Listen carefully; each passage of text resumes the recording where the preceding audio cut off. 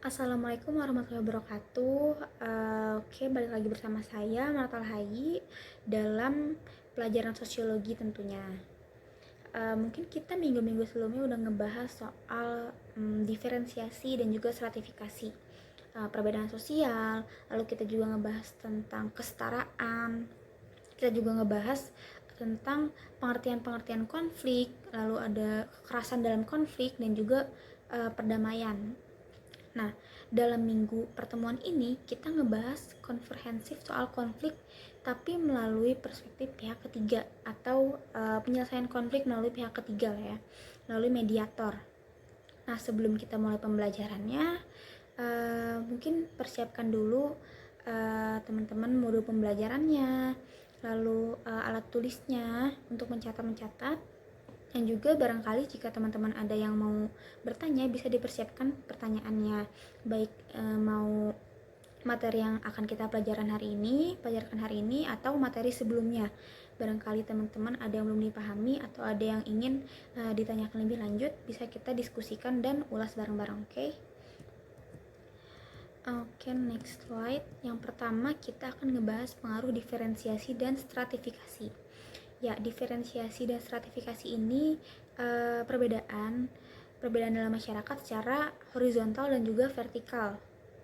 Ya, kita pernah ngebahas dalam materi perbedaan di mana dalam masyarakat Indonesia sendiri itu kita luas dan banyak sekali perbedaan dalam masyarakat, dalam suku, budaya, dan agama itu sendiri pun banyak dalam masyarakat di Indonesia ini. Nah, ternyata adanya diferensiasi dan stratifikasi ini juga tentunya ada dampak tersendiri ya, ada dampak positif dan juga dampak negatif.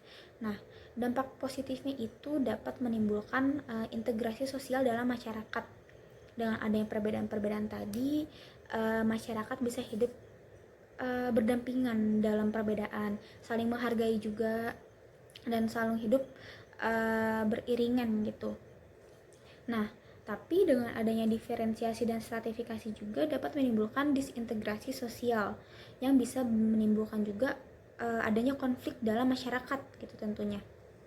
Nah, di sini kita akan ngebahas soal resolusi konflik nih. Resolusi konflik itu merupakan salah satu upaya penyelesaian konflik dengan mencari tahu sumber konflik tersebut. Ya, jadi sebelum kita bisa menyelesaikan konflik, mencari tahu cara menyelesaikan konflik tersebut gimana, kita mencari tahu dulu nih akar atau sumber konflik itu sendiri kayak gimana. Gimana konflik ini tuh berasal dari mana, kenapa bisa muncul konflik ini dalam masyarakat. Nah, setelah itu menyelesaikannya dengan bersepakat dan bernegosiasi antar pihak yang berkonflik. Nah, kenapa sih resolusi konflik ini kan penting ya sebenarnya, karena tentunya masyarakat juga nggak mau hidup dalam suasana konflik terus gitu. Di sini juga ada resolusi konflik menurut pendapat Fisher, di mana dia berpendapat bahwa resolusi konflik ini merupakan usaha menangani masalah untuk membangun hubungan baru yang bisa tahan lama di antara kelompok-kelompok yang berseteru. Jadi nggak cuma menyelesaikan gitu aja. Resolusi konflik ini juga merupakan usaha membangun hubungan baru, di mana setelah kita berkonflik kita bisa saling membangun pola hubungan baru, di mana agar konflik itu tidak terjadi berkepanjangan. Selanjutnya, mengapa resolusi konflik itu penting sih teman-teman? Ya, kenapa? Karena tentunya masyarakat juga ingin hidup tentram ya, dalam lingkungan yang tentram, damai gitu, tidak ada konflik. Karena kan biasanya kalau ada konflik, tentunya konflik yang ada kekerasan ya, ada perseteruan gitu, kita pasti ada perasaan was-was, nggak tenang gitu kan. Jadi masyarakat ingin hidup itu bisa tentram dan damai, rukun gitu. Jadi resolusi konflik ini tuh penting agar mereka bisa hidup, masyarakat itu bisa hidup dalam saling beriringan, saling menghormati perbedaan gitu, dalam harmoni sosial. Nah, jadi ini penting banget ya dalam konflik ini tuh, dalam upaya penyelesaiannya. Nah, dalam resolusi konflik ini ada bentuk-bentuk pengendalian konflik. Yang pertama ini di sini ada konsiliasi. Nah, konsiliasi di sini dilakukan melalui lembaga tertentu yang memungkinkan diskusi dan pengambilan keputusan yang adil di antara pihak yang bertikai.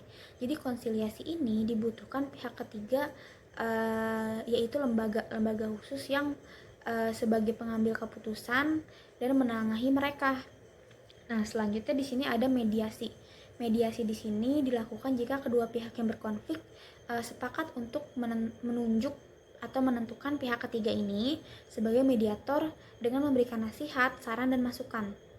Nah, kalau mediasi ini bedanya itu si kedua pihak ini mereka menunjuk si mediator itu atau pihak ketiga itu sebagai petengah mereka. Dan si mediator ini juga mereka hanya memberikan nasihat, saran, dan juga masukan gitu, tidak sebagai pemberi keputusan. Selanjutnya ada arbitrasi. Arbitrasi di sini ini lebih ke paksa ya, secara paksa dilakukan jika kedua pihak yang berkonflik ini terpaksa sepakat untuk menerima hadirnya pihak ketiga ini sebagai pemberi keputusan untuk penyelesaian konflik. Jadi kalau misalkan konflik ini sudah tidak dapat ditangani gitu ya, perlu adanya pihak ketiga yang terpaksa masuk untuk menyelesaikan konflik tersebut di antara mereka berdua, di antara kedua pihak tersebut ya. Lalu selanjutnya ada adjudikasi. Kalau adjudikasi di sini dilakukan jika pihak yang bertikai ini mengadukan masalahnya ke pengadilan dan konflik harus diselesaikan secara hukum. Jadi kalau adjudikasi ini lebih merujuk ke secara hukumnya atau ke pengadilan. Tuh. Dan yang terakhir ada kompromi. Kompromi ini dilakukan jika kedua pihak yang berkonflik ini berdamai, menyelesaikan masalahnya secara langsung tanpa adanya pihak ketiga. Jadi mereka bisa berdamai gitu aja, bisa menyelesaikan itu secara baik-baik dan berkompromi, bernegosiasi di antara keduanya. Jadi mereka tidak perlu memperpanjang masalah konflik yang mereka hadapi gitu. Selanjutnya di sini ada transformasi konflik. Transformasi konflik di sini merupakan proses menanggulangi berbagai permasalahan, sumber-sumber dan dampak negatif dari konflik itu sendiri. Nah,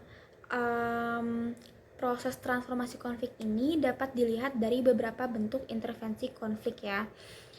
Intervensi konflik di sini masuk ke dalam sistem hubungan yang sedang berlangsung tersebut, lalu melakukan kontak dengan kedua belah pihak yang berkonflik untuk membantu menyelesaikan konflik.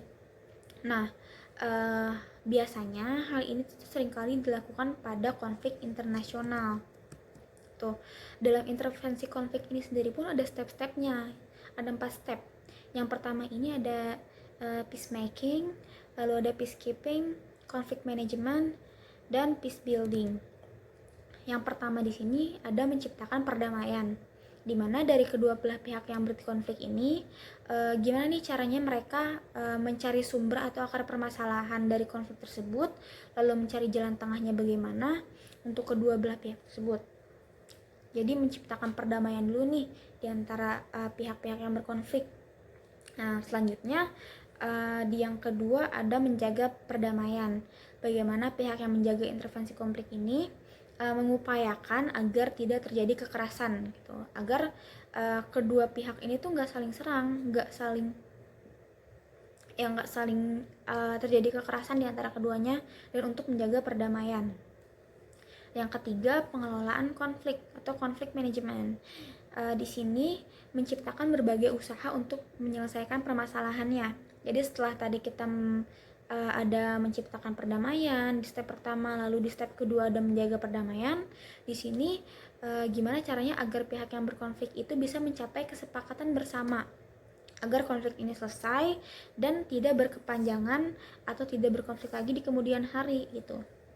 Jadi mereka bisa sepakat sama-sama mencari jalan tengah dan tidak memperpanjang konflik ini lagi. Dan yang terakhir ada pembangunan perdamaian. Upaya membangun perdamaian ini bisa dilakukan dengan membangun kepercayaan masyarakat, di mana membangun kembali kepercayaan masyarakat di antara kedua belah pihak yang berkonflik ini. Yang terakhir Di sini kita lebih ngebahas soal peran mediasi dan juga pihak ketiga. Peran mediasi dan pihak ketiga di sini atau mediator dalam penyelesaian konflik ya. Mediator ini kan dia bertujuan untuk membantu pihak yang berkonflik dalam mencari solusi yang dapat diterima bersama. Nah, adanya mediasi oleh mediator ini atau pihak ketiga ini bertujuan untuk menyelesaikan konflik dan menumbuhkan perdamaian di antara pihak yang berkonflik ya. Mereka membantu pihak yang berkonflik ini mencapai solusi yang sekiranya bisa diterima bersama, mencapai kesepakatan bersama. Nah, pihak mediator ini harus bersikap netral, adil dan juga bertanggung jawab sebagai pihak ketiga dalam penyelesaian konflik. Tidak berpihak atau membantu salah satu pihak aja gitu.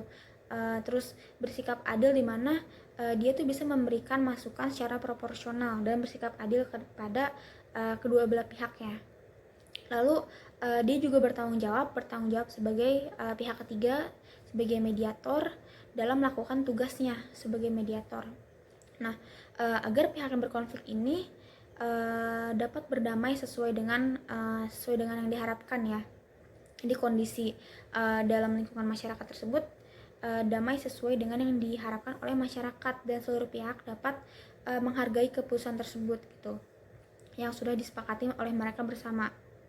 Nah, mediasi yang berhasil ini akhirnya akan memberikan kontribusi pada terwujudnya perdamaian di masyarakat, sehingga masyarakat juga bisa hidup dalam harmoni sosial, damai dan berdampingan seperti tujuan dari adanya resolusi konflik tadi.